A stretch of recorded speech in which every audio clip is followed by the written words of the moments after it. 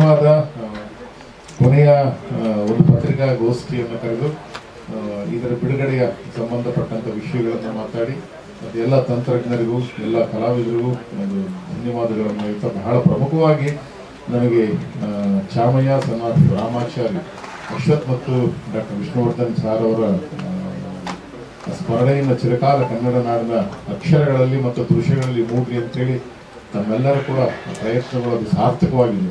ಇಡೀ ಕರ್ನಾಟಕದ ಉದ್ದಗಲಕ್ಕೂ ಓದ್ ಬಂದ ಮೇಲೆ ಈ ಪತ್ರಿಕಾಗೋಷ್ಠಿ ಆದಮೇಲೆ ಅದು ಎಲ್ಲ ಕಡೆ ತುಂಬ ಚೆನ್ನಾಗಿ ವ್ಯಾಪಕವಾಗಿ ಹರಡಿದೆ. ಅದಕ್ಕೆ ನಾನು ಆಭಾರಿಯಾಗಿದ್ದೇನೆ ಮಾಧ್ಯಮದ ಬಂಧು ಮಿತ್ರರಿಗೆ. ನಮಗೆ ಗಾಡ್ ಇದ್ದಾರೆ, ಆದರೆ ಗಾಡ್ ಫಾದರ್ಸ್ ಇಲ್ಲ, ಆ ಥರ ಬಂದಂಥವ್ರು ಸಿನಿಮಾಗೆ ನಾವು ನಮ್ಮ ಶಕ್ತಿಗಳನ್ನು ಮತ್ತು ನಮ್ಮ ಜೇಬಲ್ಲಿರ್ತಕ್ಕಂಥವನ್ನೆಲ್ಲ ಹೂಡಿಕೆ ಮಾಡಿ ಕೊನೆಯದಾಗಿ ಡಾಕ್ಟರ್ ವಿಷ್ಣುವರ್ಧನ್ ಸಾರ್ ಅವರ ಒಂದು ಹೇಳಿದಂಥ ಕಥೆಯನ್ನು ಅವರು ತೆರವಾದ ನಂತರ ಅದು ಮಾಡಬಾರ್ದು ಅಂತ ಎತ್ತಿಟ್ಟಿದ ಕಥೆಯನ್ನು ಯಾಕೋ ಕಾಡ್ತಾ ಇತ್ತು ಕತೆ. ಆ ಕಥೆಯನ್ನು ಕೊನೆಯದಾಗಿ ಒಂದು ಪ್ರಯತ್ನ ಮಾಡೋಣ ಅಂತೇಳಿ ಸಿನ್ಸಿಯರ್ಗೆ ಇದೊಂದು ಸಿನಿಮಾವನ್ನು ಚಿತ್ರದುರ್ಗ ಮತ್ತು ಬಾದಾಮಿ ಬನಶಂಕರಿ ಮತ್ತು ಬೆಂಗಳೂರು ಬ್ಯಾಕ್ ಡ್ರಾಪ್ ನಾನು ಮಾಡಿದೆ. ಇದರಲ್ಲಿ ಬಹಳ ವಿಷಯಗಳು ಚಿತ್ರದುರ್ಗದಲ್ಲಿ ಅಡಕವಾಗಿರ್ತಕ್ಕಂಥ ಭೌಗೋಳಿಕವಾಗಿ ಅಡಕವಾಗಿರ್ತಕ್ಕಂಥ ಅನೇಕ ವಿಷಯಗಳನ್ನ ಸಂಕ್ಷಿಪ್ತವಾಗಿ ತಿಳಿಸಬೇಕಾಗಿತ್ತು. ಹಾಗಾಗಿ ಅದೊಂದು 3 ನಿಮಿಷಗಳ ಕಾಲ ಒಂದು ಸಣ್ಣದೊಂದು ವಿಷುವಲ್ ಬಿಟ್ಟನ್ನು ಕೂಡ ಮಾಡಿದೆ ಟ್ರೈಲರ್ ಜೊತೆಗೆ. ಈ ಹಿಂದೆ ಅವೆಲ್ಲವೂ ಮಾಡಿ ಜೊತೆಗೆ ಒಂದಿಷ್ಟು ಗಜಲ್ಗಳನ್ನೆಲ್ಲ ಕೂಡ ಈ ಸಿನಿಮಾಗೆ ಸೇರಿಸಿದ್ದೆ. ಆ ಗಜಲ್ಗಳನ್ನ ಕುಮಾರ್ ಶಲ್ಯ ಪ್ರೊಫೆಸರ್ ಅವ್ರು ಬರೆದಿದ್ದರು. ದೀಪಾವಳಿ ವಿಶೇಷ ಅಂತೇಳಿ ಪ್ರಜಾವಾಣಿಯಲ್ಲಿ ಅದಕ್ಕೆ ಪ್ರಶಸ್ತಿ ಬಂದಿತ್ತು.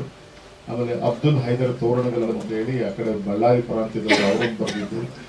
ಆಮೇಲೆ ಈ ರೀತಿ ಬರೆದಂಥ ಗಜಲ್ಗಳ ಸಾಹಿತ್ಯವನ್ನು ಹುಡುಕಿ ಈ ಸಿನಿಮಾದಲ್ಲಿ ತೊಡಗಿಸ್ಕೊಂಡು ಒಟ್ಟು 3 ಗೀತೆಗಳನ್ನು ಅಳವಡಿಸಿ ಬಂದೆ. ಅದಕ್ಕೆ ಸಂಗೀತ ನಿರ್ದೇಶನ ಸ್ಯಾಮ್ ಮಾಡಿದ್ರು. ಮತ್ತೆ ಬಹಳ ಪ್ರಮುಖವಾಗಿ ಕ್ಯಾಮ್ರಾ ಡಿಪಾರ್ಟ್ಮೆಂಟಲ್ಲಿ MR ಶ್ರೀನು ಅವರು, ಮತ್ತು ಮ್ಯೂಸಿಕ್ 5.1 ಪಳನಿ ಡಿ ಸೇನಾಪತಿ ಅವರು, ಮತ್ತು FX ಗೋಪಿ, ಮತ್ತು ಈ ರೀತಿ ಮುತ್ತುರಾಜ್ ಕಾಸ್ಟ್ಯೂಮ್ಸ್ ಅವರು, ಹಿಂಗೆಲ್ಲ ಒಂದು ಸೀರೀಸ್ ಎಲ್ಲ ಬಂದಿತ್ತಲ್ಲ, ಅವರೆಲ್ಲರೂ ಕೂಡ ಬಂದಿದ್ದಾರೆ. ಎಲ್ಲರಿಗೂ ಕೂಡ ಸ್ವಾಗತವನ್ನು ಬಯಸಿ ತಮಗೂ ಕೂಡ ಸ್ವಾಗತ ಬಯಸಿ ನಾನು ಚಾಮಯ್ಯ ಸನಾಥ್ ರಾಮಾಚಾರ್ಯ ಪತ್ರಿಕಾಗೋಷ್ಠಿ ಆರಂಭವಾಗುವ ಮುನ್ನ ಈ ಮೊದಲನೇದು ಒಂದು ತುಣುಕನ್ನು ಚಿತ್ರದುರ್ಗದ ಸಣ್ಣ ಬ್ರೀಫ್ ಹಿಸ್ಟ್ರಿಯನ್ನು ಅದನ್ನು ತೋರಿಸಿ ನಂತರ ಟ್ರೈಲರ್ ತೋರಿಸಿ ನಾನು ಮತ್ತೆ ಮಾತಾಡ್ತೀನಿ. ವಿಶೇಷವಾಗಿ ಇವತ್ತು ಡಾಕ್ಟರ್ ಶ್ರೀ ಮೋಹನ್ ಕುಮಾರ್ ದಾನಪ್ಪನವರು ಬಂದಿದ್ದಾರೆ. ಅದು ಬಹಳ ವಿಶೇಷ. ಕರ್ನಾಟಕದ ಹೆಮ್ಮೆ, ಕರ್ನಾಟಕದ ಬಾವುಟವನ್ನು ಇಡೀ ದೇಶದ ಎಲ್ಲ ಭಾಗಗಳಿಗೆ ಮುಟ್ಟಿಸಿದಂಥವರು. ಒಬ್ಬರದೇ ನಿರಂತರವಾದ ಹೋರಾಟ. ಅದು ಈ ಭಾಗದ ಕೊಪ್ಪಳ ಜಿಲ್ಲೆಯ ಒಬ್ಬರು ಏಕಲವ್ಯರು ಇವತ್ತು ಬೆಂಗಳೂರಿನಲ್ಲಿದ್ದಾರೆ. ಅವರನ್ನ ವ್ಯಕ್ತಿಗೆ ಆಮೇಲೆ ಕರ್ತರ್ತೀನಿ, ನಾನು ಅದನ್ನು ಮಾತಾಡಿಸ್ತೇನೆ. ಎಲ್ಲರೂ ಕೂಡ ಮತ್ತೊಮ್ಮೆ ನಮಸ್ಕಾರಗಳು. ಕಲಾವಿದರೆಲ್ಲರೂ ಕೂಡ ನಿರ್ಮಾಪಕ ಸಹ ನಿರ್ಮಾಪಕರು ಗೋವಿಂದರಾಜ್ ಅವರು ಮತ್ತು ಎಲ್ಲ ಮಾಧ್ಯಮದ ಮಿತ್ರರು ಎಲ್ಲ ನಮಸ್ಕಾರ ಅಂತ ಚಾಲನೆ ಕೊಡ್ತೀನಿ. ಇವತ್ತು ಹವಾನಿಯಂತ್ರಿತ ಕೈ ಕೊಟ್ಟಿರೋದ್ರಿಂದ ಸ್ವಲ್ಪ ಈ ಗಾಳಿಯಲ್ಲಿ ಅಡ್ಜಸ್ಟ್ ಮಾಡ್ಕೋಬೇಕು ಅಂತೇಳಿ ಚಂದ್ರಶೇಖರ್ ಹೇಳಿದ್ದಾರೆ. ಮಹಿಳಾ ಮೀಸಲಾತಿ ಒಂದು ಕೊಡಲೇಬೇಕಾಗ್ತದೆ. ಪ್ರೇಮ ಗೌರವ ದಯವಿಟ್ಟು ಚೇರ್ ಕೊಟ್ಟರು ನಾಳೆ ಮತ್ತು ಅಧ್ಯಕ್ಷ. ಸೊ ಇದು 1 ವರ್ಷಗಳ ಪ್ರಯತ್ನ ಸಿನಿಮಾ ಕಂಪ್ಲೀಟ್ ಆಗಿದ್ರು ಕೂಡ ನಮಗೆ ಚಿತ್ರದುರ್ಗದ ಹಿಂದೂ ಮಹಾಸಭಾ ಗಣಪತಿಯ ಇದನ್ನ ಶೂಟ್ ಮಾಡಲಿಕ್ಕೆ ನಮಗೆ 3 ವರ್ಷಗಳು ತಗೋದು. ನಮಗೆ ಕಾರಣ ಇಷ್ಟೇ, ನಾವು ಚಿತ್ರದುರ್ಗಕ್ಕೆ ಹೋದಾಗ ಇವ್ರು ಮೇಕಪ್ ಬಂದ್ಬಿಟ್ರು ರಾಜಣ್ಣವರು. ಮೇಕಪ್ ಬಂದ್ಮೇಲೆ ಗೊತ್ತಾಗಿದ್ದ ನಮಗೆ ಅಭಿಮಾನಿಗಳು ಹೇಗೆ ಸುತ್ತುವರಿತಾರೆ ಅಂತ ಗೊತ್ತಾಗಿದ್ದ ನನಗೆ. ಅವಾಗಲೇ ನಮಗೆ ಶೂಟಿಂಗ್ ಮಾಡಕ್ ಬಿಡ್ಲೇ ಇಲ್ಲ ಜನ. ಅಂದ್ರೆ ರಾಜಣ್ಣವ್ರನ್ನೇ ವಿಷ್ಣುವರ್ಧನ್ ಸಾರ್ ಅನ್ಕೊಂಡ್ಬಿಟ್ಟು ಇವರು ತುಂಬಾ ಸುತ್ಕೊಂಡ್ಬಿಟ್ರು. ನಮಗೆ ಇನ್ನು ಶೂಟಿಂಗ್ ಮಾಡಕ್ ಆಗಲ್ಲ ಅಂತ ಮೊದಲನೇ ವರ್ಷ ಒಂದು ಸಣ್ಣ 2-3 ಡ್ರೋನ್ ಕ್ಯಾಮ್ರಾ ಶಾರ್ಟ್ಸ್ ಇಟ್ಕೊಂಡು ಬಂದ್ಬಿಟ್ವಿ. 2ನೇ ವರ್ಷ ಒಂದು ಪೂರ್ವ ಸಿದ್ಧತೆ ಮಾಡಿದ್ವಿ. 3ನೇ ವರ್ಷನೂ ಬಹಳ ಪೂರ್ವ ಸಿದ್ಧತೆ ಮಾಡ್ಕೊಂಡೇ ಹೋಗಿ ಅದೊಂದೇ ಒಂದು ಪೋರ್ಷನ್ ಅನ್ನ ನಾವು 3 ವರ್ಷಗಳ ಗಣಪತಿ ವಿಸರ್ಜನಾ ಸಮಯದಲ್ಲಿ ಶೂಟ್ ಮಾಡಿದ್ದೇವೆ. ಇನ್ನು ಮಿಕ್ಕಿದ್ದು ನಾವು ಸಿನಿಮಾ ರೆಡಿ ಮಾಡಿಬಿಟ್ಟು ಸೆನ್ಸಾರ್ ಎಲ್ಲ ಆಗಿ ರೆಡಿ ಮಾಡಿಕೊಂಡು ನಾವು ಜನವರಿಗೆ ಬಂದು ನಾವು ಎಲ್ಲರೂ ಗೆಳೆಯರ ಹೇಳಿದ ಪ್ರಕಾರ ಸೆಪ್ಟೆಂಬರ್ ಯಜಮಾನರು ಪುಣ್ಯ ದಿನ ಇರೋದ್ರಿಂದ ಅವತ್ತು ಮಾಡಿ ಗುರುವಾರ ಬರುತ್ತೆ ಅಂತ ಎಲ್ಲರೂ ಕೂಡ ಸಜೆಸ್ಟ್ ಮಾಡಿದರು.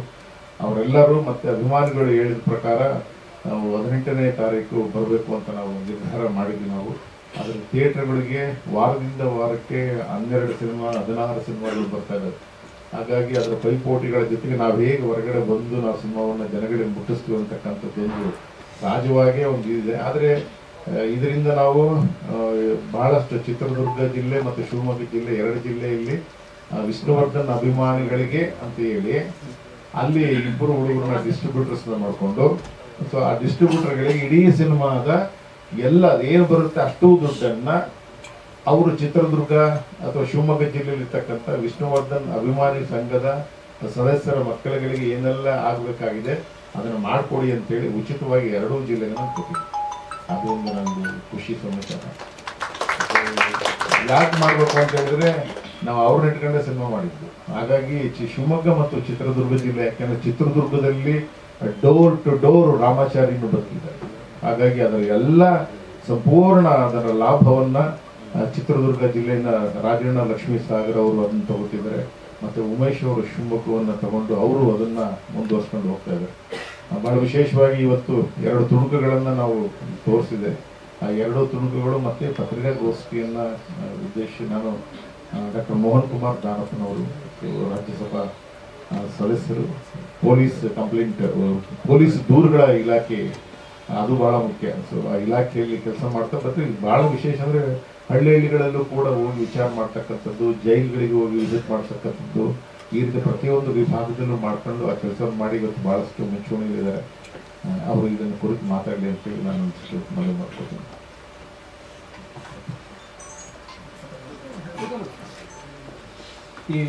ಈ ದಿನ ಮಲ್ಲೇಶ್ವರಂನ SRV ಥಿಯೇಟರ್ನಲ್ಲಿ ಹಮ್ಮಿಕೊಂಡಿರುವಂತಹ ಕಾರ್ಯಕ್ರಮಕ್ಕೆ ಆಗಮಿಸಿರುವಂತಹ ಚಾಮಯ್ಯ ಸಣ್ಣ ಪ್ರಾಮಾಚಾರಿ ಚಿತ್ರದ ನಿರ್ಮಾಪಕರು, ನಟರು, ಕನ್ನಡ ಚಲನಚಿತ್ರರಂಗದ ಹಿರಿಯ ನಿರ್ದೇಶಕರಾದಂಥ ಶ್ರೀ ರಾಧಾಕೃಷ್ಣ ಪಲ್ಲಕ್ಕಿ ಸಾಹೇಬ್ರೆ ಹಾಗೂ ಉಳಿದಂಥ ವೇದಿಕೆ ಮೇಲೆ ಇರುವಂಥ ಎಲ್ಲ ಗಣ್ಯರಿಗೆ ಮತ್ತು ಈ ಒಂದು ಕಾರ್ಯಕ್ರಮಕ್ಕೆ ಆಗಮಿಸಿರುವ ಮಾಧ್ಯಮ ಮಿತ್ರರೆಲ್ಲರಿಗೂ ನಾನು ನಮಸ್ಕಾರವನ್ನು ತಿಳಿಸುತ್ತಾ, ಇವತ್ತು ವಿಶೇಷವಾಗಿ ನಾನು ಚಲನಚಿತ್ರ ಕಾರ್ಯಕ್ರಮಗಳಿಗೆ ಬರೋದು ತುಂಬ ಕಡಿಮೆ. ಯಾಕಂದರೆ ಇವತ್ತು ಕರ್ನಾಟಕ ರಾಜ್ಯ ಪೊಲೀಸ್ ದೂರುಗಳ ಪ್ರಾಧಿಕಾರದಲ್ಲಿ ರಾಜ್ಯ ಸದಸ್ಯನಾಗಿ ಕೆಲಸ ಮಾಡ್ತಾ ಇದ್ದೀನಿ. ಅಲ್ಲಿ ಹೆಚ್ಚಿನ ಕಾರ್ಯಗಳು ಸಾರ್ವಜನಿಕ ಕುಂದುಕೊರತೆಗಳು ನೋಡುವಂಥ ವಿಭಾಗ ನನ್ನದು. ಹಾಗಾಗಿ ಆತ್ಮೀಯ ಸ್ನೇಹಿತರಾದ ರಾಧಾಕೃಷ್ಣ ಪಲ್ಲಕ್ಕಿ ಸಾಹೇಬರ ಒಂದು ಆಹ್ವಾನದ ಮೇರೆಗೆ ಒಂದು ಸಮಯ ಬಿಡು ಮಾಡ್ಕೊಂಡು ಬರಬೇಕು. ಯಾಕಂದ್ರೆ ಈಗಿನ ನಂದು ಬಳ್ಳಾರಿ ಜಿಲ್ಲೆ ಕಂಪ್ಲಿ, ಸಾಹೇಬ್ರದು ಅಲ್ಲೇ ಚಿತ್ರದುರ್ಗ. ನಮ್ಮಿಬ್ಬರಿಗೆ ಒಂದು ಅವಿನಾಭಾವ ಸಂಬಂಧ ಇದೆ. ಇವತ್ತು ಚಿತ್ರದುರ್ಗ ವೀರ ಮದಕರಿ ನಾಯಕ ಜನಿಸಿದಂಥ ನಾಡು, ನಂದು ಕಂಪ್ಲಿ ಗಂಡುಗಲಿ ಕುಮಾರರಾಮ ಜನಿಸಿದಂಥ ನಾಡು. ಕಲೀಲೇಬೇಕಾಗತ್ತೆ. ಯಾಕಂದ್ರೆ ಈ ಬೆಂಗಳೂರಿಗೆ ಅಂತ ಬಂದು ಈ ಮಟ್ಟದಲ್ಲಿ ಸಾಧನೆ ಮಾಡಬೇಕಂದ್ರೆ ಅದು ಅಷ್ಟು ಸುಲಭದ ಮಾತಲ್ಲ. ಯಾಕಂದ್ರೆ ಯಾವುದೇ ಗಾಡ್ ಸಾಹೇಬ್ರು ಹೇಳ್ದಂಗೆ ನಮ್ಗೆ ಯಾರು ಗಾಡ್ ಫಾದರ್ ಇಲ್ಲ. ನಮ್ಮ ಶ್ರಮದಿಂದ ನಾವು ಇಲ್ಲಿವರೆಗೆ ಬರೋಕ್ಕೆ ಸಾಧ್ಯವಾಗಿದೆ ಹೊರತು ಬೇರೆ ಯಾವುದೇ ಯಾರ್ಯಾರಿದೆ ಬಂದು ನಮಗೆ ಪುಷಪ್ ಮಾಡುವಂತ ಕೆಲಸ ಆಗಿಲ್ಲ. ಇವತ್ತು ಒಂದು ಸಿನಿಮಾ ಚಾಮಯ್ಯ ಸಣ್ಣ ಪ್ರಾಮಾಚಾರಿ ಚಿತ್ರದ 1-2 ಮಾತು ಹೇಳಕ್ ಇಷ್ಟಪಡ್ತಾ ಇದ್ದೀನಿ.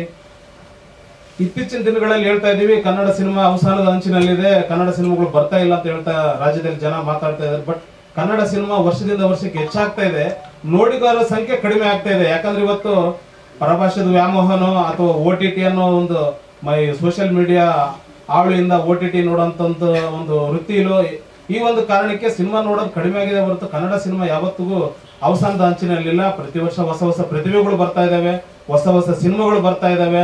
ಬೆಳೆಸುವಂತ ಕನ್ನಡಿಗರು ಹೆಚ್ಚಾಗಿ ಇರೋದ್ರಿಂದ ಸಿನಿಮಾ ನಡೀತಾನೆ ಇದೆ. ಬಟ್ ನಾವು ನೋಡೋದು ಥಿಯೇಟರ್ಗಳಲ್ಲಿ ಹೋಗಿ ನೋಡ್ತಾ ಇಲ್ಲ, OTTಗಳಲ್ಲಿ ನೋಡ್ತಾ ಇದೀವಿ. ಇದೊಂದು ಬೇಸರದ ಸಂಗತಿ ಇದೆ.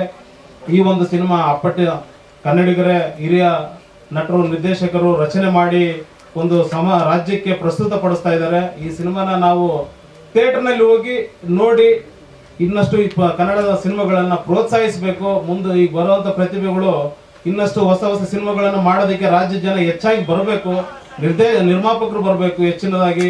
ಈ ಒಂದು ಕನ್ನಡ ಸಿನಿಮಾನ ಬೆಳೆಸಿ ಅಂತ ನಾನು ಇವತ್ತು ನನ್ನ ಇಲಾಖೆ ಹೊರತುಪಡಿಸಿ ರಾಜ್ಯದ ಕನ್ನಡಿಗನಾಗಿ ಎಲ್ಲರಲ್ಲಿ ಮನವಿ ಮಾಡಿಕೊಳ್ತಾ ಇದ್ದೀನಿ. ಈ ಸಿನಿಮಾ 100 ದಿನಗಳ ಕಾಲ, ಇನ್ನು ಹೆಚ್ಚಿನ ದಿನಮಾನಗಳ ಕಾಲ ನಡೀಲಿ, ಇದರ ಇತಿಹಾಸ ನಮ್ಗೆಲ್ಲರಿಗೂ ತಿಳಿಲಿ ಅನ್ನುವಂಥದ್ದನ್ನ ನಾನು ಈ ಸಂದರ್ಭದಲ್ಲಿ ಎಲ್ರಿಗೂ ಮನವಿ ಮಾಡ್ಕೊಳ್ತಾ ಇದ್ದೇನೆ. ಈ ಸಂದರ್ಭದಲ್ಲಿ ಹೇಳ್ತಾ ಇದ್ದೀನಿ, ಇತ್ತೀಚೆಗೆ ಸೈಮಾ ಅವಾರ್ಡ್ಸ್ ಅಲ್ಲಿ ದುನಿಯಾ ವಿಜಯ್ ಅವರು ಹೇಳಿದಂತ ಮಾತಿಗೆ ನಾನು ಅವ್ರಿಗೆ ಕೈ ಜೋಡಿಸ್ತಾ ಇದ್ದೀನಿ. ಕನ್ನಡಿಗರನ್ನ ಕೀಳಾಗಿ ನೋಡ್ತಾ ಇದ್ದಾರೆ ಅಂತ ಹೇಳ್ತಾ ಇದ್ದಾರೆ. ಯಾವುದೋ ಒಂದು ಸೈಮಾ ಅನ್ನೋ ಸಂಸ್ಥೆಯಿಂದ ಕನ್ನಡಿಗರನ್ನ ಕೀಳಾಗಿ ನೋಡೋದ್ರಿಂದ ಕನ್ನಡ ಯಾವತ್ತು ಕೆಳಗೆ ಇಳಿಯೋದಲ್ಲ. ಯಾಕಂದ್ರೆ ಕನ್ನಡಕ್ಕೆ 8 ಜ್ಞಾನಪೀಠ ಪ್ರಶಸ್ತಿ ಬಂದಿದೆ. ಇದಕ್ಕಿಂತ ಇರಿಮೆ ನಮಗೆ ಏನೂ ಇಲ್ಲ. ಸೈಮಾ ಅನ್ನೋದು ಒಂದು ಸಣ್ಣ ಒಂದು ಕಾರ್ಯಕ್ರಮ ಅಷ್ಟೇ. ಅದು ಕನ್ನಡ ಭಾಷೆನ, ಕನ್ನಡ ಸಿನಿಮಾನ ತೂಕ ಮಾಡುವಂತ ಒಂದು ಯಾವುದೇ ರೆಕಗ್ನೈಸ್ಡ್ ಅಥಾರಿಟಿ ಅಲ್ಲ. ಅದು ಜಸ್ಟ್ ನಾವು ಮಾಡಿರುವಂತ ನಟನೆಗೆ ಅಲ್ಲಿ ಒಂದು ಕಾರ್ಯಕ್ರಮ ಅಷ್ಟೇ. ಕನ್ನಡನ ಯಾರ ಕೈಯಿಂದನೂ ಅವಮಾನ ಮಾಡಕ್ ಸಾಧ್ಯನೇ ಇಲ್ಲ. ಯಾಕಂದ್ರೆ ಕನ್ನಡ ಗಟ್ಟಿಯಾಗಿದೆ. ಕನ್ನಡ ಇವತ್ತು ಈ ರಾಜ್ಯದಲ್ಲಿ ಮೇರುನಟ ಡಾಕ್ಟರ್ ರಾಜ್ಕುಮಾರ್ ಅವರು ನಟಿಸಿದಂತ ರಾಜ್ಯ ಇವತ್ತು ವಿಷ್ಣುವರ್ಧನ್, ಅಂಬರೀಷ್ ಅವರು, ಯಶವಂತ್ ಅವರು, ಸುದೀಪ್ ನಂತವ್ರನ್ನ ಈ ರಾಜ್ಯ ಪರಿಚಯಿಸಿದೆ. ಇಡೀ ದೇಶ ನೋಡಂತ ಆಕ್ಟರ್ನ ಈ ರಾಜ್ಯ ಬೆಳೆಸಿದೆ. ಇದು ಹಂಗಾಗಿ ಯಾರಿಂದನೂ ಕನ್ನಡಿಗರನ್ನಾಗ್ಲಿ, ಕನ್ನಡ ಸಿನಿಮಾಗಳನ್ನಾಗ್ಲಿ, ಕನ್ನಡದ ಯಾವುದೇ ಒಂದು ಕಾರ್ಯಕ್ರಮಗಳನ್ನಾಗ್ಲಿ ಯಾರಿಂದ ಅವಮಾನಿಸಕ್ ಸಾಧ್ಯ ಇಲ್ಲ. ಅಂತ ಸಂದರ್ಭ ಬಂತಂದ್ರೆಗಿನ ನಾವು ರಾಜ್ಯದಲ್ಲಿ ದಂಗೆಳೋದಕ್ಕೆ ರೆಡಿ ಇದೀವಿ ಅಂತ ಈ ಸಂದರ್ಭದಲ್ಲಿ ಹೇಳೋದಕ್ಕೆ ಇಷ್ಟಪಡ್ತಾ ಇದ್ದೀವಿ.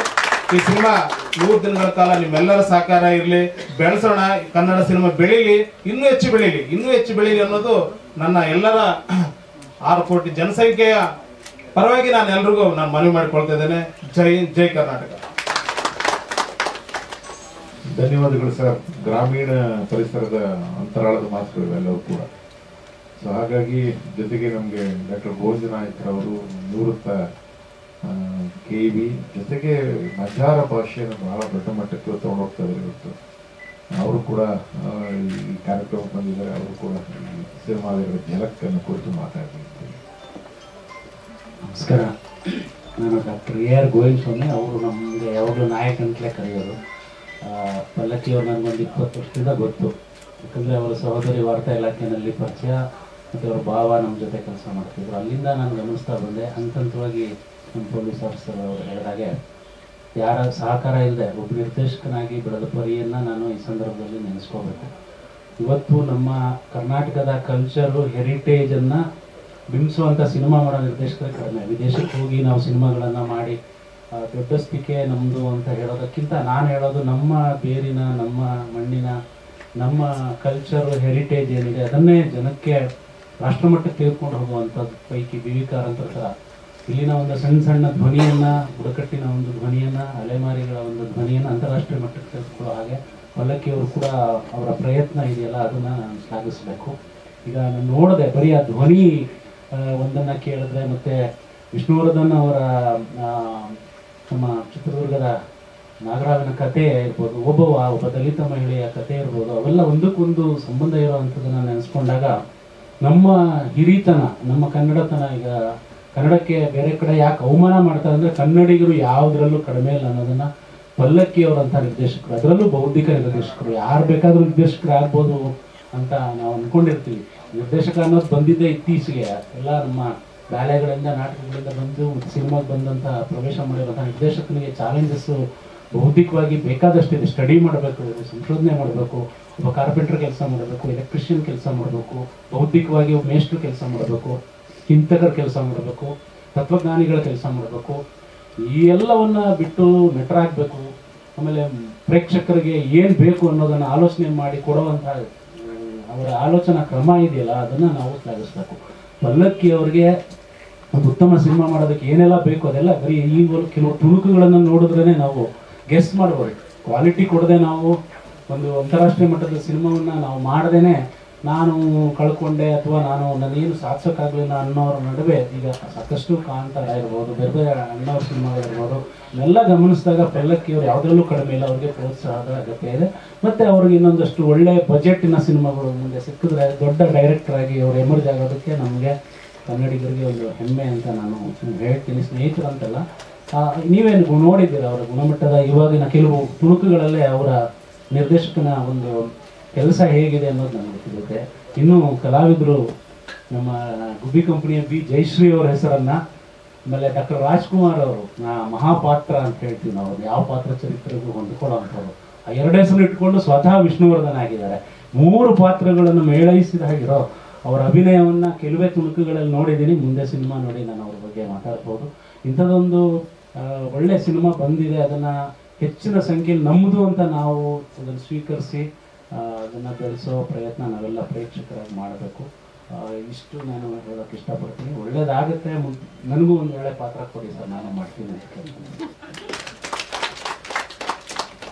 ಧನ್ಯವಾದಗಳು ಸರ್. ಬಹಳ ಖುಷಿಯಾದ ಸಮಾಚಾರಗಳು. ಅಂದರೆ ಕನ್ನಡ ನಾಡಿನ ಮಣ್ಣಿನ ಶಕ್ತಿಯೇ ಬಹಳಷ್ಟು ಡೆಪ್ತ್ ಇದೆ. ನಮಗೆ ಚಿತ್ರದುರ್ಗದಲ್ಲಿ ಬಹಳ ವಿಶೇಷವಾಗಿ ಗಿಡಮೂಲಿಕೆಗಳಿಂದ ಬಂಗಾರವನ್ನು ತಯಾರು ಮಾಡುವಂಥದ್ದು ಇಡೀ ಪ್ರಪಂಚದಲ್ಲಿ ಯಾವುದಾದ್ರೂ ಜಾಗ ಇದೆ ಚಿತ್ರದುರ್ಗ. ಗಿಡಮೂಲಿಕೆಯಿಂದ ಬೆಳ್ಳಿ ಮಾಡ್ತೀವಿ ನಾವು, ಗಿಡಮೂಲಿಕೆಯಿಂದ ಬಂಗಾರ ಮಾಡ್ತೀವಿ. ಅಂಥದ್ದು ಚಿತ್ರದುರ್ಗ. ಆ ಚಿತ್ರದುರ್ಗದ ಹಿನ್ನೆಲೆ ವಿಚಾರಗಳೇನಲ್ಲ ಅವೆಲ್ಲ ಅಗೋಚರವಾಗಿದ್ದಾವೆ. ಒಳಗಡೆ ಇಳಿದಿದ್ದಾವೆ, ಅದನ್ನೆಲ್ಲ ಎಕ್ಕಿ ಸಿನಿಮಾದಲ್ಲಿ ತಂದು ಒಂದಿಷ್ಟು ಬಿಟ್ಟಿದ್ದೀನಿ. ಅದು ಒಂದಿಷ್ಟು ನಾಳೆ ಚರ್ಚೆ ಆಗಿದೆ. ಯಾವುದೆಲ್ಲ ಶಾಸಕರಿಗೆಲ್ಲ ತಂದು ನೋಟಿಸ್ಗೆಲ್ಲ ತಂದಿನಿ, ಮಿನಿಸ್ಟ್ರಿಗೆ ತಂದಿನಿ, ಈ ಥರದ್ದಿದೆ ಅಂತ. ನಮಗೆ ಬೆಳ್ಳಿ ಮಾಡ್ಲಿಕ್ಕೆ ಏನೆಲ್ಲ ಬೇಕು ಆ ಶ್ಲೋಕ ಮತ್ತು ಅದಕ್ಕೆ ಮೆಟೀರಿಯಲ್ ಏನಿದೆ ಗಿಡಮೂಲಿಕೆಗಳು ಅದನ್ನು ಹ್ಯಾಂಡ್ ಓವರ್ ಮಾಡಿದ್ದೀನಿ ನಾನು. ಅಂದ್ರೆ ಬೆಳ್ಳಿಯ ಉತ್ಪಾದನೆಯನ್ನ ನೀವು ಮಾಡಬಹುದು ಗಿಡಮೂಲಿಕೆಗಳಿಂದ, ಈ ತರ ಇದೆ ನೋಡಿ ಅಂತ ನಾನು ಕೊಟ್ಟಿದ್ದೀನಿ. ಬಂಗಾರದ್ದು ಪ್ರಿಸರ್ವ್ ಇದೆ, ಬಂಗಾರದ ಅಡಿ ಇದೆ. ಬಟ್ ಯಾವ್ಯಾವ ಗಿಡಮೂಲಿಕೆಗಳಂತ ಈಗ ಎಲ್ಲರೂ ಗೊತ್ತಿಲ್ಲ. ಅದನ್ನ ಎಕ್ಸ್ಪರ್ಟ್ಗಳನ್ನ ಕೊಟ್ಟಾಗ ಅದನ್ನ ಹುಡುಕಿ ಹೇಳ್ಬಂದ್ರು. ಅದೊಂದು ಪ್ರಯತ್ನ ಆದ್ರೆ ಬಂಗಾರದ ರೇಟ್ ಕಡಿಮೆ ಆಗುತ್ತೆ. ಹೆಣ್ಮಕ್ಳು ಬಂಗಾರ ಜಾಸ್ತಿ ತಗೋತಾರೆ ಅಷ್ಟೇ.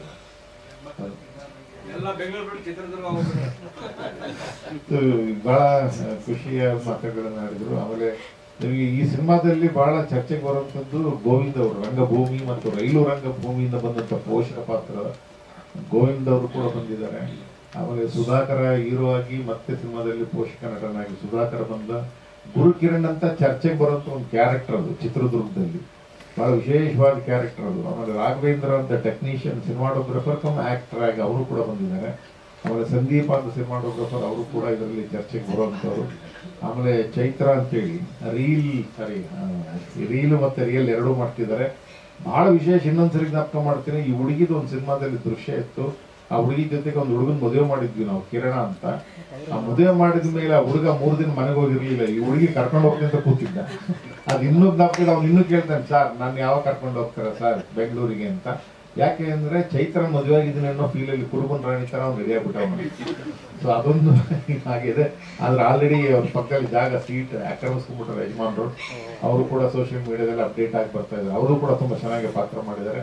ಈಗ ಸಿನಿಮಾದಲ್ಲಿ ಸಣ್ಣ ಪಾತ್ರದಿಂದ ದೊಡ್ಡ ಪಾತ್ರವನ್ನ ತೂಗಿಸ್ಲಿಕ್ಕೆ ಪ್ರೇಮಗೌಡರು ಬಂದರು. ಸೊ ಪ್ರೇಮಗೌಡರು ಬಂದಲ್ಲಿ ಇದನ್ನ ಎಕ್ಸ್ಪ್ಲೇನ್ ಮಾಡಿದೆ, ಈ ತರ ಇರುತ್ತೆ ಕ್ಯಾರೆಕ್ಟರ್ ಇದು ಅಂತ.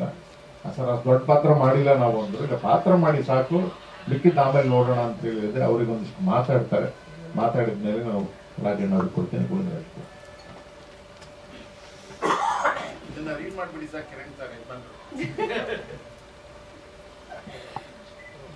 ಎಲ್ರಿಗೂ ನಮಸ್ಕಾರ.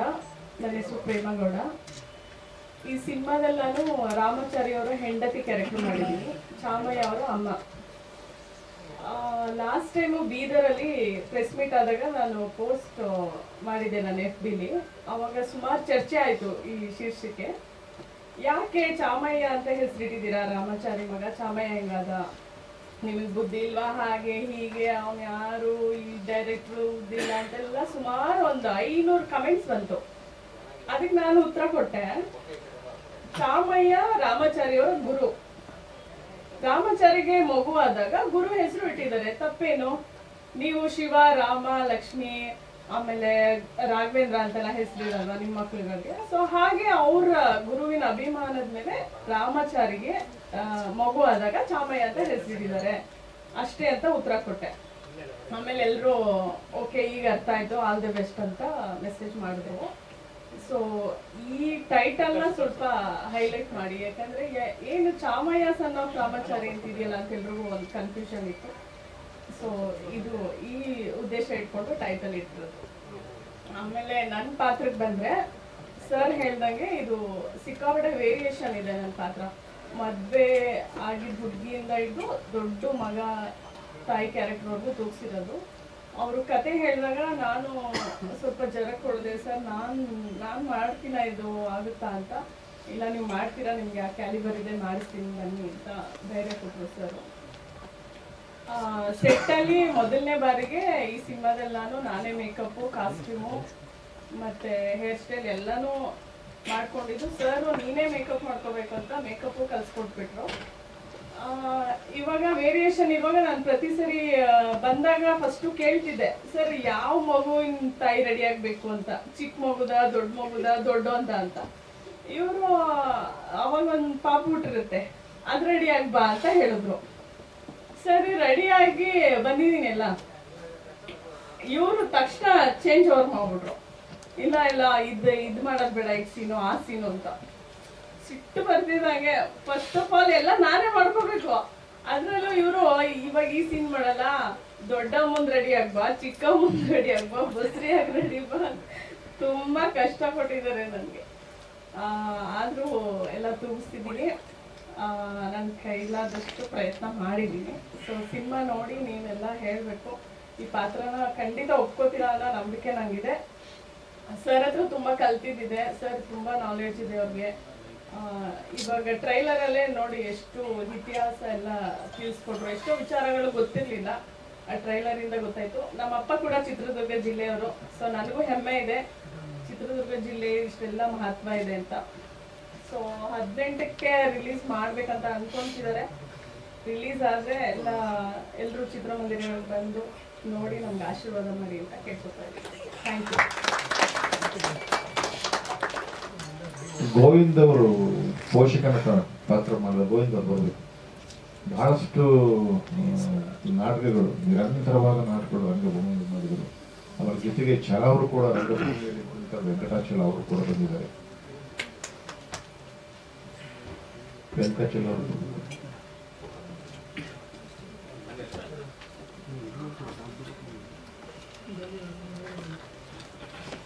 ಎಲ್ರಿಗೂ ನಮಸ್ಕಾರ. ನಾನು ಮತ್ತು ನನ್ನ ಪಲ್ಲಕ್ಕಿಯವರ ಬಾಂಧವ್ಯ ಸುಮಾರು ಒಂದು 25-30 ವರ್ಷಗಳ ಸಂಬಂಧ. ನಮ್ಮ ಜೊತೆಯಲ್ಲೇ ನಾವು ಕೆಲಸ ಮಾಡ್ತಾಯಿದ್ದು ಮತ್ತು ನಾಟಕಗಳನ್ನು ಮಾಡಿಸ್ತಾಯಿದ್ದು, ತುಂಬ ಅದ್ಭುತವಾಗಿ ಮಾಡ್ತಾಯಿದ್ದು. ಭಾಳ ಚೆನ್ನಾಗಿ ನಾವು ಪಂಜಾಬೆಲ್ಲ ಹೋಗಿದ್ದು, ಆ ನಾಟಕಗಳೆಲ್ಲ ತಗೊಂಡು ಪಂಜಾಬ್ ಹೋದಾಗ ಅಲ್ಲಿ ಒಂದೇ ಮಾತರಂ ಅಂತ ಒಂದು ನಾಟಕ ಮಾಡಿಸಿತ್ತು. ಅದರಲ್ಲಿ ನಾನು ಮುಸ್ಲಿಂ ಪಾತ್ರ ಮಾಡಿದ್ದೆ. ಇದರಲ್ಲೂ ಕೂಡ ಅದೇ ಪಾತ್ರ ಮಾಡಿದ್ದೀನಿ. ಬಟ್ ಅದರಲ್ಲಿ ನಾನು ಭಾಳ ಇನ್ವಾಲ್ವ್ ಆಗಿದ್ದೆ. ಒಂದು 8 ತಿನ್ನೋ ಸೀನ್, ತುಂಬಾ ಅದು ಭಾಳ ಇನ್ವಾಲ್ವ್ ಆಗಿ ಮಾಡಿದ್ದೀನಿ. ಇನ್ನು ನಾನು ಜಾಸ್ತಿ ಮಾತಾಡೋದಕ್ಕೆ ಇಷ್ಟಪಡಲ್ಲ. ಕೊಟ್ಟಿರೋದನ್ನ ನಾನು ಆ್ಯಕ್ಟ್ ಮಾಡ್ತೀನಿ, ನಾಟಕಗಳು ಮಾಡ್ತೀನಿ. ಜಾಸ್ತಿ ಹೇಳೋಂಥ ಇನ್ನೂ ಪ್ರಬುದ್ಧಕ್ಕೆ ನಾನು ಹೋಗಿಲ್ಲ. ಈ ಸಿನಿಮಾ ನಿಜವಾಗ್ಲೂ ನಿಮ್ಮೆಲ್ಲರ ಸಹಕಾರದಿಂದ ಒಂದು 100 ದಿನ ಆಚರಿಸಲಿ, ಮತ್ತು ಪ್ರೇಕ್ಷಕರು ಈ ಸಿನಿಮಾನ ನೋಡಿ ಮೆಚ್ಚಿ ಅವರು ಮತ್ತೆ ಇನ್ನೊಂದು ಸಿನಿಮಾ ಮಾಡುವಂಥ ಒಂದು ಅವಕಾಶ ಕೊಡಲಿ ಅಂತಕ್ಕಂಥದ್ದನ್ನ ನಿಮ್ಮ ಮೂಲಕ ಬೇಡಿಕೊಂಡು ನಾನು ಮಾತನ್ನು ಮುಗಿಸ್ತೀನಿ. ಧನ್ಯವಾದ.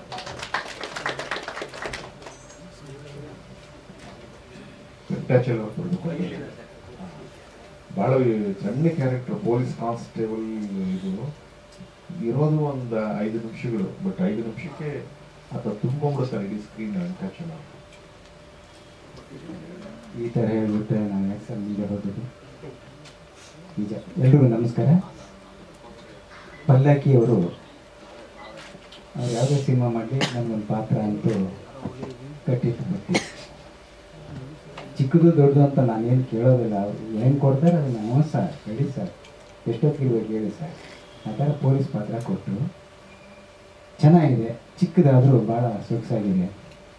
ಮಗನಿಗೆ ದಾರಿ ತಪ್ಪೋ ಮಗನಿಗೆ ದಾರಿ ಬುದ್ಧಿ ಕಲಿಸ್ಬೇಕು ಅಂತೇಳಿ ಚೆನ್ನಾಗಿ ಹೊಡೆದು ಬುದ್ಧಿ ಕಲಿಸಿದ್ದೀನಿ. ಅದು ಸಿನಿಮಾದಲ್ಲಿ ನೋಡಿದ್ರೆ ಗೊತ್ತಾಗುತ್ತೆ. ಏನೋ ಅವ್ರ ಪಾತ್ರ ಕೊಟ್ಟಿದ್ದೀನಿ. ನಾನು ಡೈರೆಕ್ಟ್ರಿಗೆ ಇಷ್ಟ ಆಗೋ ರೀತಿ ಅಭಿನಯಿಸಿದ್ದೀನಿ ಅಂದಮೇಲೆ ಪ್ರೇಕ್ಷಕರು ಅದು ಇಷ್ಟ ಆಗುತ್ತೆ ಅಂತ ನಾನು ಅಂದ್ಕೊಂಡಿದ್ದೀನಿ. ಈ ಸಿನಿಮಾ 100 ದಿನ ಎಲ್ಲ ಮುಂದೆ ಹೋಗಲಿ, ಎಲ್ಲರೂ ಬಂದು ಥಿಯೇಟರ್ಗೆ ಸಿನಿಮಾ ನೋಡಿ ನಮ್ಮ ಕಲಾವಿದರ ಬಳಗನ ಹರಿಸಲಿ ಅಂತ ಕೇಳ್ಕೊಳ್ತೀನಿ. ಪಲ್ಲಕ್ಕಿ ಅವರಿಗೆ ಧನ್ಯವಾದ.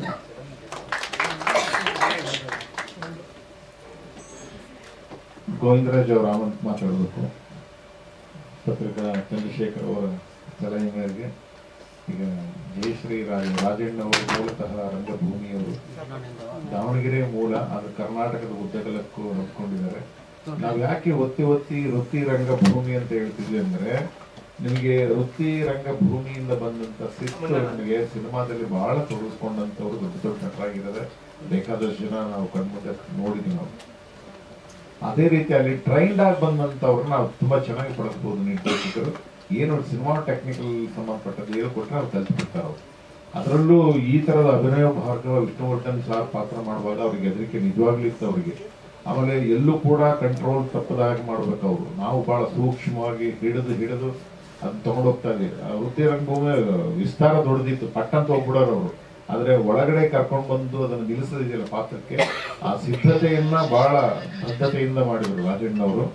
ಆಮೇಲೆ ಚಾಮಯ್ಯನ ಬಾಲ್ಯ ಪಾತ್ರವನ್ನ ಶ್ಯಾಮ್ ಅವರ ಮಗ ಮಾಡಿದ್ದು.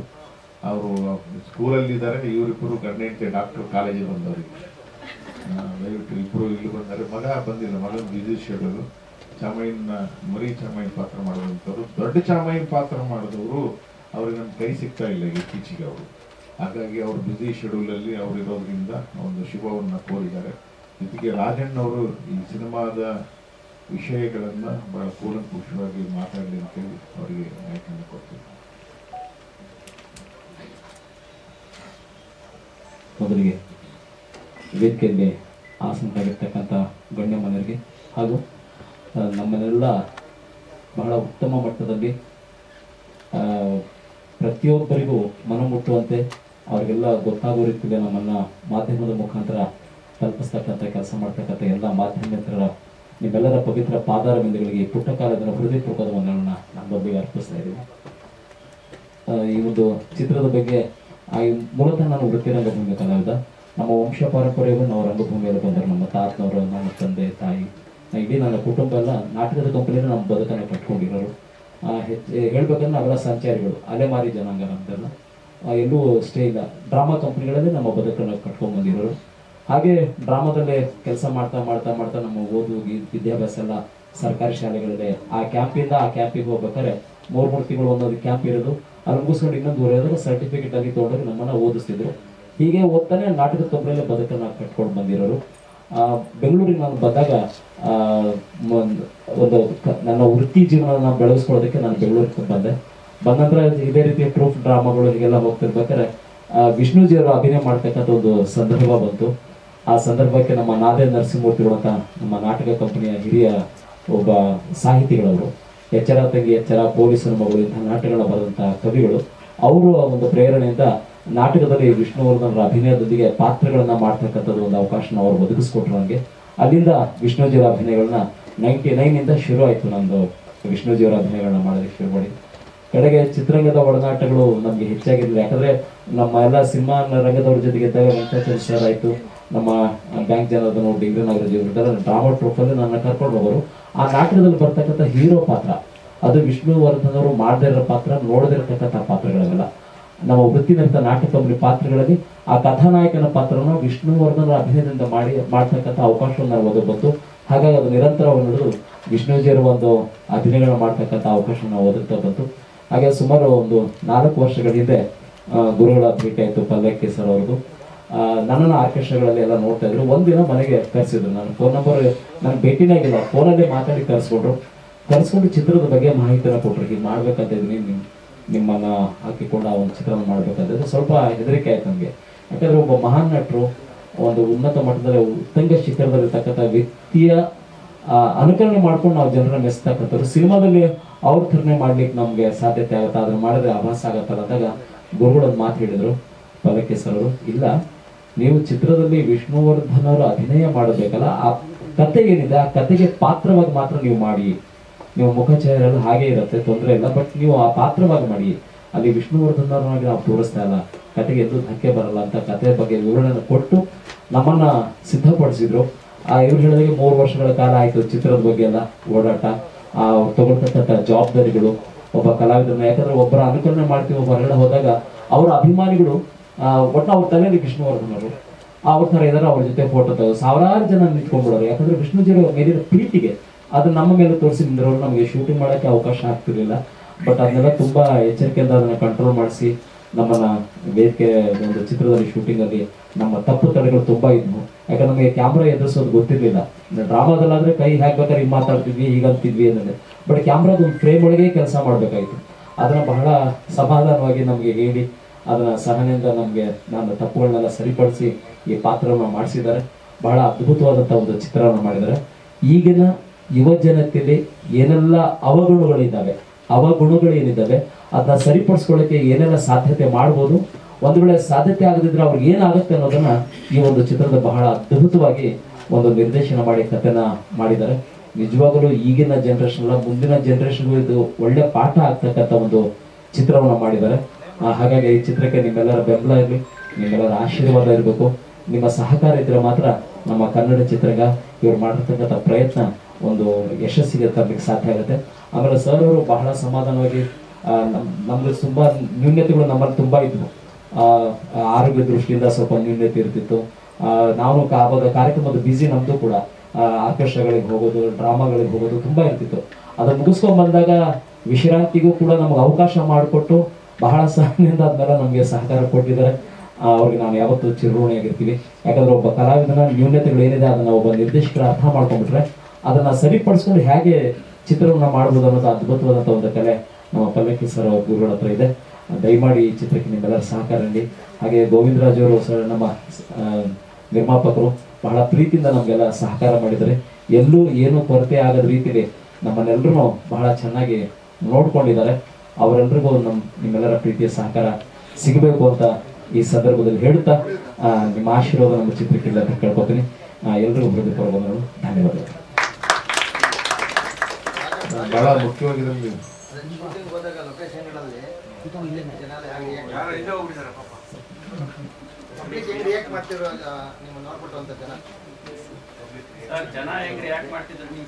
ಹಾ ಸರ್, ಅದ್ರದ್ದು ಅದೇ ಹೇಳಿದ್ಮೇಲೆ ವಿಷ್ಣುಜಿಯವರೇ ಏನ್ ನಮಗ್ ಶೂಟಿಂಗ್ ಮಾಡಕ್ಕೆ ಬಿಡ್ತಿರಲಿಲ್ಲ. ಪ್ರತಿಯೊಂದು ಸನ್ನಿವೇಶದಲ್ಲೂ ಹಾಗೆ ಮಾಡೋರು. ವಿಷ್ಣುಜಿಯವರೇ ಬಂದಿದ್ದಾರೆ ಅನ್ನೋ ರೀತಿಯಲ್ಲಿ ಆ ಭಾವನೆಯಲ್ಲಿ ಬಂದು ನಮ್ಮನ್ನ ಮುತ್ಕೊಳ್ತಿದ್ರು, ಅಲ್ಲಿ ನಿಂತ್ಕೊಳ್ತಿದ್ರು. ಅದ್ರಲ್ಲೂ ಮಹಿಳಾ ಅಭಿಮಾನಿಗಳಂತೂ ಆ ದುರ್ಗದಲ್ಲಿದ್ದಾಗ ಬಹಳ ಕಂಟ್ರೋಲೇ ಆಗ್ಲಿಲ್ಲ ನಮ್ಗಳಿಗೆ. ನಮ್ಮ ಕರ್ಕೊಂಡು ಹೋಗಿ ತುಂಬಾ ಒದ್ದಾಡ್ಬಿಟ್ರು ಸರ್, ಅವ್ರ ಸ್ನೇಹಿತರೆಲ್ಲ ಸೇರಿ ನಮ್ಗೆ ಅಲ್ಲಿಂದ ಬಚಾವ್ ಮಾಡಿ. ಅಂದ್ರೆ ಆ ಅಭಿಮಾನಿಗಳ ಪ್ರೀತಿ ಇದೆಯಲ್ಲ, ಆ ಅಭಿಮಾನಿಗಳ ಪ್ರೀತಿ ಅಷ್ಟೊಂದು ಫೋರ್ಸ್ ಆಗಿರುತ್ತೆ. ಅಷ್ಟೇ ಪ್ರೀತಿನ ವಿಷ್ಣುಜಿಯವರೇ ಬಂದಿದ್ದಾರೆ ಅನ್ನೋ ರೀತಿಯಲ್ಲಿ ನಮ್ಮನ್ನ ಅವರೆಲ್ಲ ಟ್ರೀಟ್ ಮಾಡ್ತಿದ್ರು, ನೋಡ್ಕೊಳ್ತಿದ್ರು. ಹೆಚ್ಚು ಕಮ್ಮಿ ಒಂದ್ಸರ್ತಿ ನನಗೆ ನಿಲ್ಲಿಸ್ಬಿಟ್ರು, ಆಯ್ತು ಸರ್ಕಲ್ ಅಲ್ಲಿ ನಿಂತ್ಕೊಂಡ್ಬಿಡಿ ರಾಜೀವ್ರ ಆತ ಏನಾಗ್ಲಿ ಅಂತ. ಏನ್ 1000 ಫೋಟೋ ಮೇಲೆ ಫೋಟೋ, 1000 ಫೋಟೋ. ನಾನು ಸುಮಾರು 1 ಗಂಟೆ 1.5 ಗಂಟೆ ಕಾಲ ಹೀಗೆ ಸುಮ್ಮನೆ ನಿಂತ್ಕೊಂಡ್ಬಿಟ್ಟೆ. ಅವರೇ ಬಂದು ಫೋಟೋ ತೆಗೆಸ್ಕೊಂಡು ಅವರೇ ಹೋಗೋರು, ಪ್ರೀತಿಯಿಂದ ಮಾತಾಡ್ಸೋರು. ಇದು ಪ್ರತಿನಿತ್ಯವೂ ಇದೇ ಶುರು ಆಗ್ಬಿಟ್ಟಿತ್ತು, ಮುಜುಗರ ಇತ್ತು. ಯಾಕಂದ್ರೆ ಯಾವ ರೀತಿ ಅವರಿಂದ ರೆಸ್ಪಾನ್ಸ್ ಸಿಗುತ್ತೆ ಅನ್ನೋ ಒಂದು ಹೆದರಿಕೆ ಇತ್ತು ನನಗೆ. ಹಾಗಾಗಿ ನಾನಾಗ ಹೋಗ್ಲಿಲ್ಲ. ಆದ್ರೆ ಭಾರತಿ ಮೇಡಮ್ ಅವ್ರ ಜೊತೆಗೆ 3-4 ಕಾರ್ಯಕ್ರಮದಲ್ಲಿ ಭೇಟಿಯಾದ್ವಿ. 2013ರಲ್ಲಿ ಜಿಂಕೆ ಪಾರ್ಕ್ ಅನ್ನೋ ಜಾಗದಲ್ಲಿ ಒಂದು ಕಾರ್ಯಕ್ರಮಕ್ಕೆ ಬಂದು ಅವರೇ ನನ್ನ ವೈಯಕ್ತಿಕವಾಗಿ ಕರೆಸಿ, ನಾನು 3 ವರ್ಷದಿಂದ ನಿಮ್ಮನ್ನ ಜೊತೆಗೆ ಸಿಕ್ಕಿದ್ರಿ, ಭೇಟಿಯಾಗಿದ್ರಿ, ಬಹಳ ಗೌರವವಾಗಿ ನಡ್ಸ್ಕೊಂಡು ಹೋಗ್ತೀರಾ ಅವರ ಅಭಿನಯಗಳನ್ನ, ಎಲ್ಲೋ ಲೋಪದೋಷ ಬರದಾಗ ಮಾಡಿದ್ರ ಅಂತ ಹೇಳ್ಬಿಟ್ಟು ನಾನು ಕರೆದು ಸನ್ಮಾನ ಮಾಡಿ ಪ್ರೀತಿಯಿಂದ ಹಾರೈಸಿದ್ದಾರೆ ಸರ್ ಅವರು.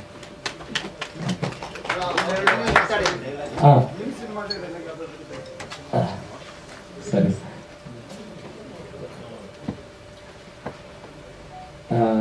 ಮಗ ಒಂದು ತಪ್ಪು ಕೆಲಸ ಮಾಡಿರ್ತಾನೆ, ನಾನು ಆ ಸಂದರ್ಭದಲ್ಲಿ ಅವನ ಮೇಲೆ ಕೋಪ ಮಾಡ್ಕೊಂಡಿರ್ತೀನಿ. ಅವಾಗ ಸರಿ ಬಿಡಿ, ನಮ್ಮ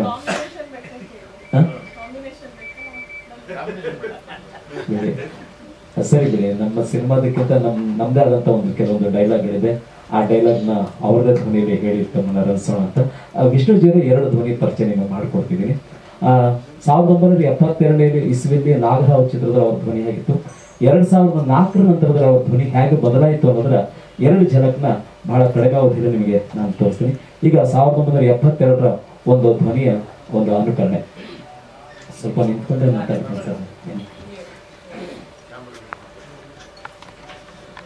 ನಾನ್ ಬರೋಲ್ಲ ಮೇಷ್ಟ್ರೆ. ಮೇಷ್ಟ್ರೆ, ಅವತ್ತು ನಿಮ್ಮ ಮಾತನ್ನ ಕೇಳಿ ಅಲ್ಮೇಲೆ ನಾನು ನನ್ನಿಂದ ದೂರ ಮಾಡ್ಕೊಂಡೆ. ಈಗ ಪರಿಸ್ಥಿತಿ ಏನಾಗಿದೆ ಗೊತ್ತಾ ಮೇಷ್ಟ್ರೆ? ಏನಾಗಿದೆ ಗೊತ್ತಾ? ಬೆಂಗಳೂರು ನಗರದ ದೇಹ ಮಾರ್ಕೊಳ್ಳೋ ವೇಷ ಆಗಿದ್ದಾಳೆ. ನನ್ನ ಅಲ್ಮೇಲೂ ಆ ರೀತಿ ಆಗೋದಕ್ಕೆ ನೀವೇ ಕಾರಣ. ಈಗ ನಿಮ್ಮ ಮಾತನ್ನ ಕೇಳಿ ಮಾರ್ಗ್ರೆಟ್ನ ದೂರ ಮಾಡ್ಕೊಂಡು ಅವಳು ವೇಷ ಮಾಡ್ಬೇಕೇನು? ನಾನ್ ಬರೋಲ್ಲ ಮೇಷ್ಟ್ರೆ, ನಾನ್ ಬರೋಲ್ಲ ಮೇಷ್ಟ್ರೆ. ನನ್ನ ಜಾಮಿ ಬಿಷ್ಣ ನಾನೇ ಕೊಂದುಬಿಟ್ಟೆ. ನಮ್ಮದವ್ರಿಗೆ ಯಾರಿಗೂ ಒಳ್ಳೇದಾಗ್ಲಿಲ್ಲ. ಮಾರ್ಗ್ರೆಟ್, ನೀನು ನನ್ನ ಜೊತೆ ಬರ್ತೀಯ? ನಾನು ನನ್ನ ಜಾಮಿ ಮೇಷ್ಟ್ರೆ ಹೋಜಾಗಕ್ಕೆ ಹೋಗ್ತಾ ಇದ್ದೀನಿ, ನೀನು ಬರ್ತೀಯ? ಮೇಷ್ಟ್ರೆ, ಈ ನಿಮ್ಮ ಶಿಷ್ಯನು ನಿಮ್ಮ ಹಿಂದೆ ಬರ್ತಿದ್ದಾನೆ, ಆದ್ರೆ ಒಬ್ಬನೇ ಅಲ್ಲ, ಮಾರ್ಗ್ರೆಟ್ ಜೊತೆಲಿ. ಇದು ನಾಗರಹಾವ್ 2004 ನಂತರ ಧ್ವನಿ ಬದಲಾಗಿದ್ದ ಒಂದು ಛಲತೆ ಈಗ ನಿಮಗೆ. ಈ ಕೈ ಕರ್ನಾಟಕದ ಆಸ್ತಿ.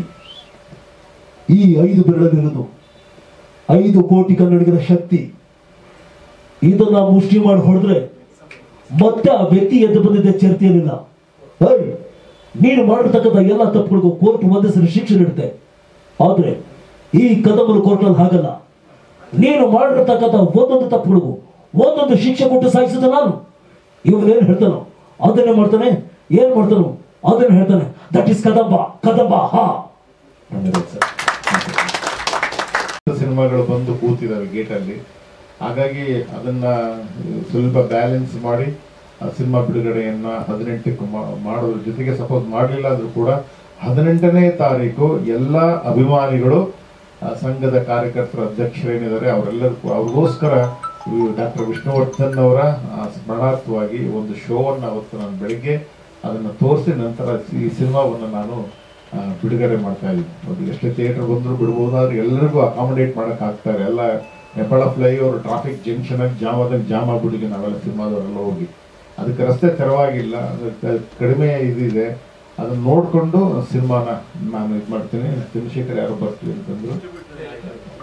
ಅಂದರೆ ಈ ಚಾಮಯ್ಯ ಸನಾಫ್ ರಾಮಾಚಾರಿ ಸಿನಿಮಾ ಹಂಚಿಕೆದಾರರು ಮುಂದೆ ಬರಲಿಲ್ಲ, ವಿತರಕರು ಮುಂದೆ ಬರಲಿಲ್ಲ. ಸೊ ಹಾಗಾಗಿ ನಮಗೇನು ಭಯ ಇಲ್ಲ, ಯಾಕೆಂದರೆ ಸಾಹಸ ಸಿಂಹ ಅವರ ಒಡನಾಟ ಬ್ಲೆಸ್ಸಿಂಗ್ಸು. ಹಾಗಾಗಿ ಇದು ನನ್ನ 4ನೇ ಸಿನಿಮಾ ಆಗಿರೋದ್ರಿಂದ ನಾವೇ ಡಿಸ್ಟ್ರಿಬ್ಯೂಟರ್ ಆಗಿ ಬಂದ್ವಿ. ಚಿತ್ರದುರ್ಗ, ಶಿವಮೊಗ್ಗ ಮಾತ್ರ ಕೊಟ್ಟಿದ್ವಿ.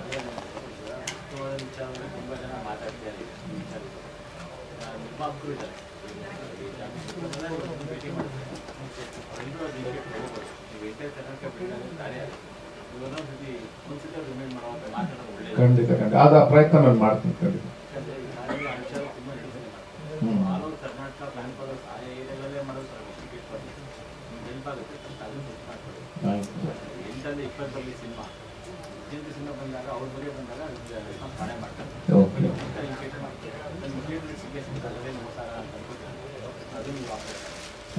Thank you sir.